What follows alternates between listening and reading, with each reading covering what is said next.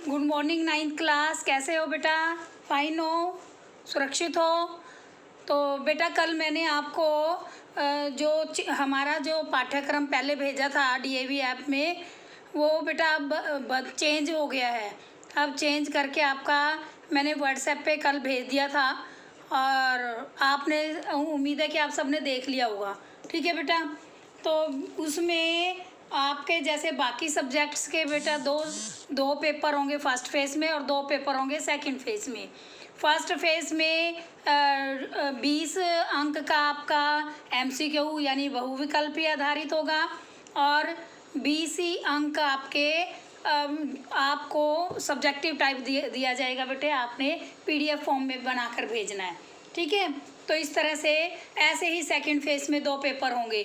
Syllabus अलग अलग दिया गया है आपको। जो फर्स्ट फेज़ में सिलेबस है, जो बहुविकल्पी हैं तो वो तो एमसीक्यू में ही, बहुविकल्पी में ही आएंगे, लेकिन उन्हीं पाठों से लॉन्ग क्वेश्चन आएंगे आपके सब्जेक्टिव में, और साथ में जो लेखन कार्य दिया हुआ है वो। तो इस प्रकार दोनों बेटा 20-20 मार्क्स के होंगे आपके। ऐसे ही सेकंड फेज़ में होंगे। आशा आप समझ गए होंगे। हाँ, और एक अपठित गद्यांश इसमें मैंने लिखा हुआ है, वो सिलेबस में इंक्लूड मत करना, वो नहीं आएगा। ठीक है।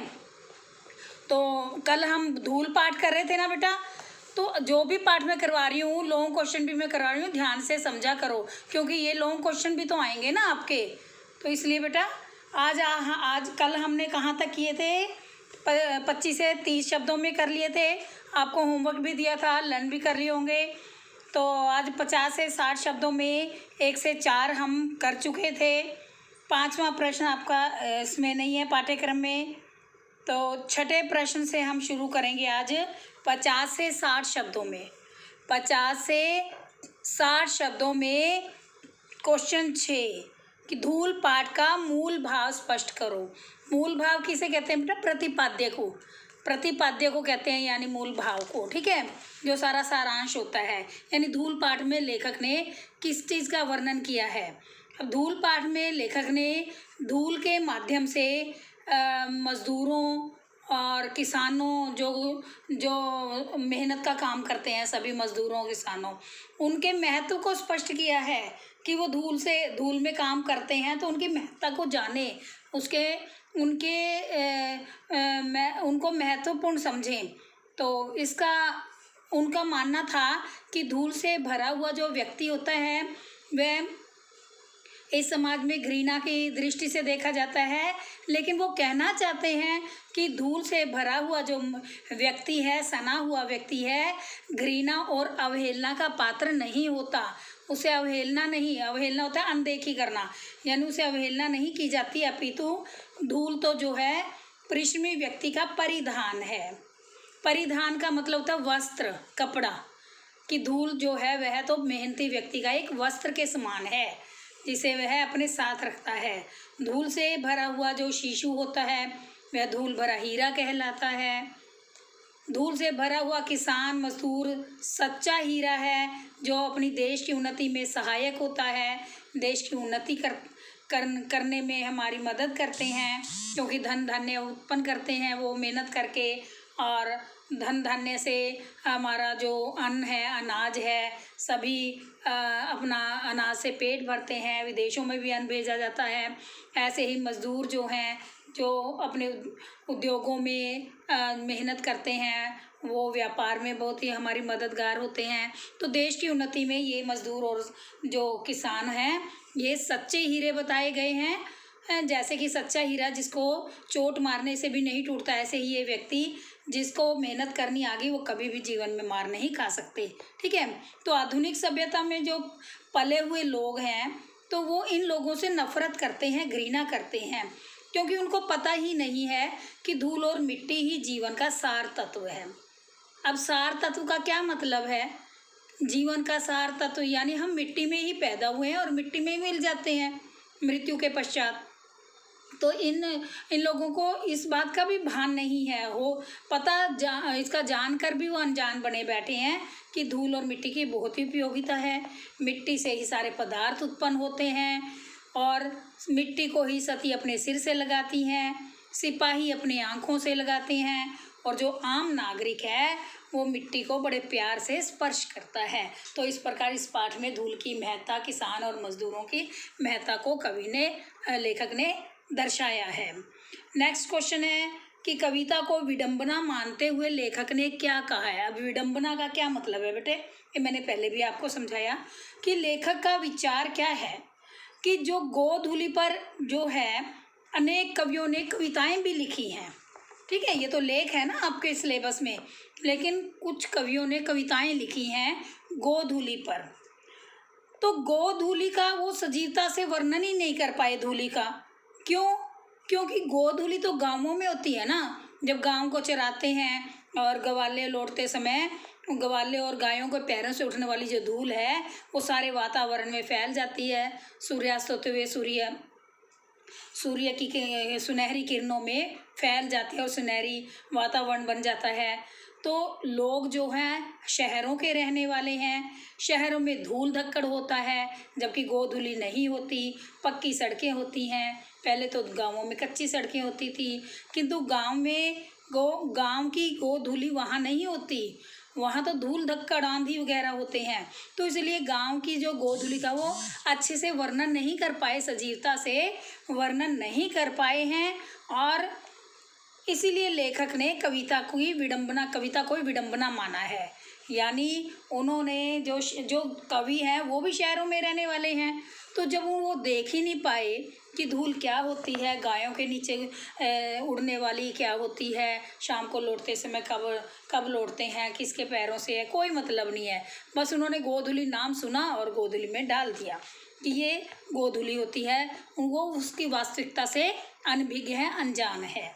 तो इस बात को लेखक ने उन कविताओं को विडंबना माना है कि ये तो विडंबना है। विडंबना का मतलब होता है बेटा यथार्थ तो नहीं है, ये सच्चाई नहीं है, ठीक है। अब आ जाइए आशय स्पष्ट कीजिए। आशय स्पष्ट में बेटा ये 5 आशय स्पष्ट करो हैं। तो ये आशय स्पष्ट करो भी आपके सब्जेक्टिव क्वेश्चन पेपर में डाल सकते हैं बेटा। तो जो लाइन है इसका ध्यान से इसका वर्णन सुनने से ज़्यादा याद हो जाता है, रट्टा मारने से लर्न नहीं होगा। तो पहला जो है इसका कि फूल के ऊपर जो रेणु उसका श्रृंगार बनती है, यही धूल शिशु के मुंह पर उसकी सहज पार्थिवता को निखार देती है। हाँ, तो इस पंक्ति से लेखक क्या कहना चाहता है? लेखक कहना चाहता है बेटा रेणु भी धूल का ही पर्यायवाची शब्द है। अब देखो, आपको कहा कि पर्यायवाची शब्दों का प्रयोग क्यों करना चाहिए, क्योंकि इसमें आकर्षक सुंदरता, लेख सुंदर बन जाता है, आपका ग्रंथ जो आपका साहित्य है आकर्षक बन जाता है। जैसे यहाँ कहीं पर धूल है, कहीं मिट्टी है, कहीं रेणु है, तो रेणु धूल को ही कहते हैं कि फूल के ऊपर जो रेणु, यानी जो फूल है जो उसके ऊपर जो धूल के कण जब लग जाते हैं या भर जाते हैं मिट्टी से तो बहुत ही सुंदर लगते हैं। श्रृंगार बनती है का क्या मतलब, बहुत सुंदर लगते हैं। ऐसे ही, ठीक ऐसे ही शिशु के मुंह पर उसकी सहज पार्थिवता को निखार देती है। यानी लेखक कहना चाहता है कि शिशु धूल मिट्टी से भरा हुआ ही अच्छा लगता है। धूल के बिना किसी भी शिशु की कल्पना नहीं की जा सकती। इस प्रकार धूल से सने शिशु को धूल भरे हीरे कहा गया है। जैसे फूल के ऊपर पड़े हुए धूल के कण उसकी शोभा को बढ़ा देते हैं, वैसे ही शिशु के मुंह पर पड़ी हुई धूल उसके सहज स्वरूप को भी निखार देती है। समझ आ गया बेटा? आगे चलें। आगे प्रश्न है 2, आशय स्पष्ट कीजिए। धन्य धन्य वे हैं नर मैले, जो करत गात कनिया लगाए, धूरी ऐसे लरिकान की। लेखक इस पंक्ति के द्वारा क्या कहना चाहता है? अब लेखक कहना चाहता है कि कवि ने धूल भरे बच्चे को गोद में उठाए हुए व्यक्ति को सौभाग्यशाली माना है। कि वह व्यक्ति सौभाग्यशाली है जो धूल में भरे हुए बच्चों को अपने कपड़ों की परवाह ना करते हुए अपने गोद में उठा लेते हैं। और किंतु साथ में ये जो पंक्ति है कि धूल भरे बच्चों को उठाने से मैले हुए, इस बात से यह स्पष्ट होता है, मैले हुए का मतलब क्या है कि कवि जो हैं उन्होंने धूल को गंदगी के समान माना है, तभी उन्होंने इस कविता की रचना की है। तो धूल भरे बच्चों को हटाने से, मैले हुए कहने से क्या स्पष्ट है कि कवि ने धूल को गंदगी के समान माना है, गंदा माना है। और इसी पंक्ति से ऐसे लरिकान से क्या आवाज़ निकलती है कि बच्चे जो निम्न वर्ग के हैं, जो छोटी जाति के हैं, इसलिए धूल से लिपटे रहते हैं। उन्होंने उनको निम्न वर्ग की संज्ञा दी है कि जो धूल से लिपटे हुए होते हैं वो निम्न वर्ग के होते हैं और धूल से भरे होते हैं। तो इस प्रकार वह व्यक्ति चमक दमक देखते हैं और गुण नहीं देखते, इसलिए वो ऐसा कहते हैं। और उसे हीरे पसंद है, धूली भरे हीरे बिल्कुल नहीं पसंद हैं। जो व्यक्ति निम्न वर्ग को ऐसे कहते हैं, ऐसे लरिकान मैले हुए, कनिका लगात बच्चों को उठाने से मैले हुए, तो वो उनको बेटा इसकी चमक दमक से ही प्रभावित है वो, और उन्हें हीरे पसंद हैं लेकिन धूल भरे हीरे पसंद नहीं है। यानी हीरे को तो पसंद करते हैं लेकिन धूल भरे बच्चे को हीरा नहीं कहते, क्योंकि वो इसकी वास्तविकता से अनजान है। नेक्स्ट है, मिट्टी और धूल में अंतर है लेकिन उतना ही जितना शब्द और रस में, देह और प्राण में, चांद और चांदनी में। अब आपको ये स्पष्ट किया कि इस पंक्ति के माध्यम से लेखक ये स्पष्ट करना चाहता है कि धूल और मिट्टी में कोई भी अंतर नहीं है। मिट्टी होती है और धूल होती है, तो मिट्टी की आभा का नाम ही धूल होता है। तो बेटा दोनों एक ही होते हैं। जैसे कि फिर वो इसकी अभिन्नता का वर्णन करते हुए उदाहरण देता है लेखक कि जिस प्रकार से देह और प्राण, शब्द और रस, चांद और चांदनी एक ही होते हैं, ऐसे ही धूल और मिट्टी भी एक ही होते हैं। यानी जैसे शब्द आवाज़ जो होती है, तो शब्द आवाज़ के बिना रस नहीं उत्पन्न होता, आनंद नहीं। जब तक आप किसी के मुख से कोई आवाज़ नहीं सुनोगे तो आपको आनंद नहीं आएगा। तो ऐसे ही शरीर में भी प्राण नहीं होंगे तो शरीर नश्वर हो जाता है, और चांद अगर नहीं होगा तो चांदनी कहाँ से आएगी। तो यानी इन दोनों का, जैसे तीनों का आपस में संबंध है, ऐसे ही धूल के बिना मिट्टी का कोई भी अस्तित्व नहीं है। जैसे कि देह के बिना प्राण का कोई अस्तित्व नहीं है, चांद और चांदनी अलग है किंतु चांद के बिना चांदनी नहीं हो सकती, तो इसी तरह से अगर मिट्टी है तभी धूल होगी। ठीक है, अब आगे आ जाइए। प्रश्न आशय स्पष्ट करो कि हमारी देशभक्ति धूल को माथे से ना लगाए तो कम से कम उस पर पैर तो रखे। यानी लेखक का मानना है कि हमारी देशभक्ति का स्तर इतना गिर गया है, ये लाइन इसीलिए लिखी गई है कि लोग धरती पर पैर भी रखना मुनासिब नहीं समझते हैं, विदेशों की ओर भागते रहते हैं। तो इसीलिए उन्होंने देश की मिट्टी का आदर करना छोड़ दिया है। तो लेखक ने इसीलिए कहा है कि हमारे देश का स्तर इतना गिर गया है कि लोग जो है अपने ही देश के, अपने ही मिट्टी को आदर के स्थान पर उसका अनादर करते हैं, तिरस्कार करते हैं। तो हम अपने देश को छोड़कर विदेशों में भाग तो रहे हैं, लेकिन वह चाहता है कि अगर विदेश जा भी रहे हैं तो भी हम अपने देश की मिट्टी के प्रति यदि समर्पित ना हो, यदि हमारी देश की मिट्टी ना हो, तो भी हमें अपने देश को छोड़कर विदेश नहीं जाना चाहिए। यानी हमारे पैर हमारी धरती पर ही टिके जाने चाहिए। जैसे आजकल विदेशों की होड़ है, लेकिन आजकल तो वैज्ञानिक युग है, प्रगति प्रसार का युग है, तो लोग अपने उन्नति पाने के लिए भी कई बार जाते हैं, लेकिन वो कहते हैं कि उन्हें अपने देश की मिट्टी का बाहर जाकर भी सम्मान करना चाहिए।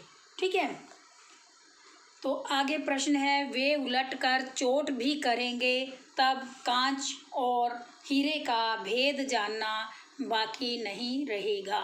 क्या मतलब है इसका कि कांच और हीरा, कांच इसमें किसको बताया है, कांच में जो क्षणिक चीज़ें हैं उनको बताया गया है, क्योंकि कांच जल्दी टूट जाता है। ऐसे जो कृत्रिम चीज़ें हैं वो ज़्यादा स्थायी नहीं रह सकती। और हीरा किसे कहा है, जो ठोस होता है, स्थिर होता है, शाश्वत होता है। तो उसको मेहनती व्यक्ति के मज़दूरों को, मेहनती व्यक्ति के बारे में यह संकेत करता है कि वह हीरे कहलाते हैं। तो लेखक ने ये जो संबोधन है कांच और हीरा, ये भारत के किसानों और मज़दूरों के लिए किया है। लेखक इन्हें धूल भरे हीरे कहता है। वे कहता है कि आधुनिक वर्ग के जो लोग हैं इन हीरों की उपेक्षा करते हैं, उनकी अवहेलना करते हैं और कांच जैसी जो नश्वर चीज़ें हैं उनके पीछे भाग रहे हैं। कांच जैसी नश्वर चीज़ों के पीछे भाग रहे हैं। तो इन किसान मज़दूरों की उपेक्षा करना या उन्हें नीच मानना, तुच्छ मानना बिल्कुल भी उचित नहीं है, सही नहीं है, क्योंकि उनमें परिश्रम करने की शक्ति है, मेहनती हैं, वो दृढ़ संकल्पी हैं, दृढ़ निश्चयी हैं। तो जब ये अपनी शक्ति को पहचान कर अपनी अभिजात वर्ग, अभिजात का अमीर लोग, यानी अमीर लोगों को यह सिद्ध करके दिखा देंगे कि उनकी कितनी उपयोगिता है, तो कांच और हीरे में भेद करने का अवसर आधुनिकवादियों के पास नहीं होगा। जब वे अपनी उपयोगिता को सिद्ध कर देंगे कि उनके बिना कोई भी उन्नति नहीं कर सकता, तो उनको मालूम पड़ जाएगा, अभिजात वर्ग के लोगों को, अमीर लोगों को, कि उनकी कितनी महत्ता है, परिश्रमी व्यक्ति की कितना महत्वपूर्ण है परिश्रमी व्यक्तियों का होना, कितनी इम्पोर्टेंस है, महत्वपूर्ण है वो, कितनी उनकी उपयोगिता है। तो यह सब उनको पता चल जाएगा, तब वे कांच और हीरे में कभी भी अंतर नहीं करेंगे। ठीक है। अब आगे है कुछ और, जैसे किसान के हाथ मुंह पर छाई धूल हमारी आधुनिक सभ्यता से क्या कहती है। तो किसान के मुंह पर छाई हुई जो धूल है वह आधुनिक सभ्यता से कहती है कि जो धूल है वह मेहनत का प्रतीक है। इसी के फलस्वरूप किसान देश के लिए अन्न पैदा करता है, अनाज पैदा करता है। हमारी आधुनिक सभ्यता को इन्हें हेय दृष्टि से देखने के स्थान पर इनका सम्मान करना चाहिए। हेय का मतलब होता है नफरत, घृणा। हेय हेय हेय का मतलब क्या होता है, घृणा। तो यानी घृणा के स्थान पर उन्हें सम्मान देना चाहिए। और क्यों? क्योंकि ये तो ऐसे हीरे हैं जो हथौड़े की चोट से भी नहीं टूटते, घन चोट ना टूटे, हथौड़े की चोट से। हथौड़े की चोट का मतलब है कितने ही भयंकर आंधी तूफान आ जाएं तो भी मेहनत करना नहीं छोड़ते। तो किसान कभी भी परिश्रम से जी नहीं चुराते और कठोर से कठोर स्थिति में भी अपना काम करते रहते हैं। ठीक है बेटा। आगे है, हमारी आधुनिक सभ्यता में धूल की उपेक्षा क्यों की जाती है। हमारी आधुनिक सभ्यता में जो पले बड़े लोग होते हैं वे हमेशा बाहरी चमक दमक दिखावों के पीछे, बाहरी आडंबरों के पीछे भागते रहते हैं, जो क्षण भंगुर होती हैं, चमक दमक यानी नकली सलमिस्तारे। तो उन्हें धूल से भरे हुए लोगों से नफरत होती है। वे अपने बच्चों को धूल मिट्टी में खेलने के लिए मना करते हैं। वे कांच के समान चमकीली वस्तुओं के पीछे दीवाने रहते हैं। वे यह नहीं सोचते कि ऐसी वस्तुएं जो क्षण भंगुर होती हैं, इसके विपरीत परिश्रम की धूल में लिपटा हुआ हीरा वह असली है। वे शारीरिक श्रम को हीन दृष्टि से देखने के कारण भी धूल की उपेक्षा करते हैं। जो शरीर से देखते हैं कि ये गंदा है, मैला है, धूल में भरा हुआ है, तो भी वो उनसे नफरत करने लगते हैं। गोधूली गांव में ही क्यों होती है? गोधूली गांव के संपत्ति है।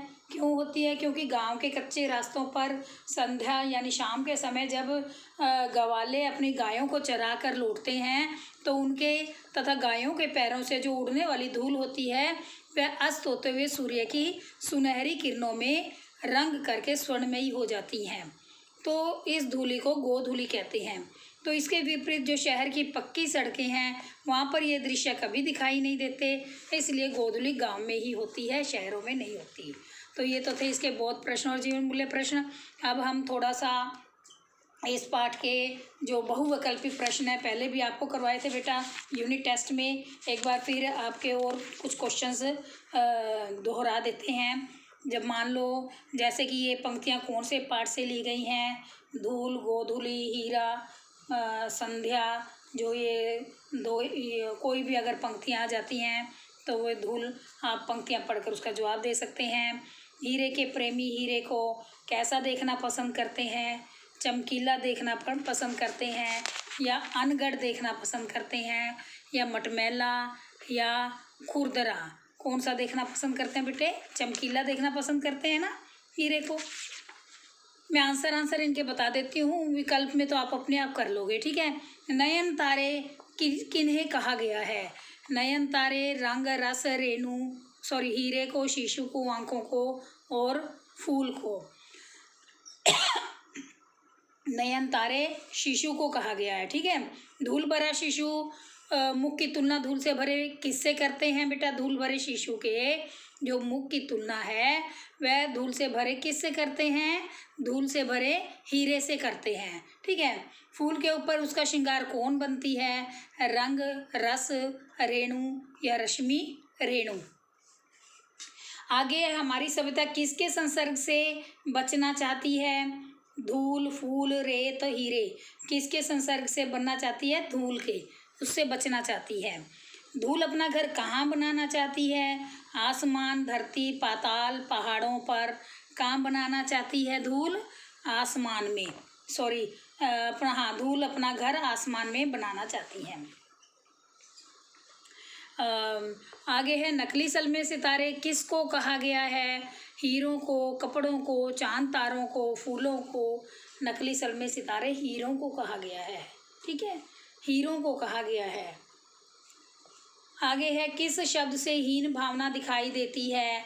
साफ, रूखा, चिकना, मैले, मैले आएगा, ठीक है। आगे है व्यक्ति किस वस्तु का प्रेमी है? कपड़ों का, खाने का, हीरों का, सोने का, हीरों का। फिर उसके बाद अधिकतर कवियों ने किस विषय में लिखा है? प्रभात, दोपहर, गोधूली, रात। ये तो गोधूली चैप्टर चल रहा है तो गोधूली पे है। गोधूली किसकी संपत्ति है? शहर की, गांव की, आकाश की, सागर की? गांव की। शहरों में क्या होता है? भूल भुलक्कड़, पकड़ धक्कड़, झाड़ झक्कड़, धूल धक्कड़ होता है। गोधूली किसके कारण उत्पन्न होती है? हाथी घोड़ों के कारण, आंधी तूफानों के कारण, गोपालों के कारण या लोगों के कारण? गोपालों के कारण। पुस्तक विक्रेता के निमंत्रण पत्र में किस वेला में आने का आग्रह किया गया था? गोधूली, दोपहर, सायंकाल या रात्रि? गोधूली वेला में निमंत्रण दिया गया था, लेकिन पुस्तक विक्रेता को ये ज्ञान ही नहीं था कि गोधूली होती क्या है, क्योंकि वो तो शहरों में रहते थे, तो शहरों में गोधूली वेला कैसे होती है? क्यों लिखा उन्होंने गोधूली वेला में आना? ये तो सिर्फ गाँवों में होती है, यानी उन्होंने सिर्फ ये कहकर पूरा किया है, जबकि गोधूली गाँव में ही होती है। धूल को माथे से लगाने और उस पर पैर रखने से किसका परिचय मिलता है? पितृ भक्ति, शिव भक्ति, देवी भक्ति या देशभक्ति? ये तो अंडरस्टूड है, देशभक्ति का होता है। किसके मुंह, हाथ, पैर पर धूल छाई होती है? सैनिक, अध्यापक, व्यापारी, किसान के। धूल से भरे हुए हीरे कैसे होते हैं? अमर, सफ़ेद, काले या खुरदरे? अमर होते हैं। कौन सा हीरा घन की चोट से नहीं टूटता?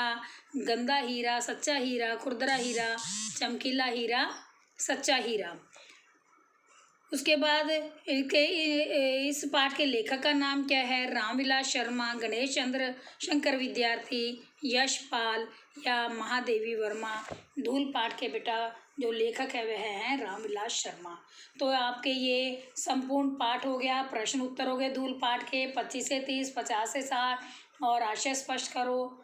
और उसके बाद जीवन मूल्य फिर ये आपके बहुविकल्पी प्रश्न। अब ये दोनों पेपरों की तैयारी आपकी हो गई है, फर्स्ट सब ऑब्जेक्टिव की और सब्जेक्टिव की। आज आपने ये संपूर्ण लेसन लर्न करना है बेटे, एक ही दिन आप नहीं कर पाओगे, ये सारा आपने लर्न करना है। फिर भी अगर कोई डाउट है तो आप क्लियर कर सकते हैं, ठीक है बेटा। तब तक के लिए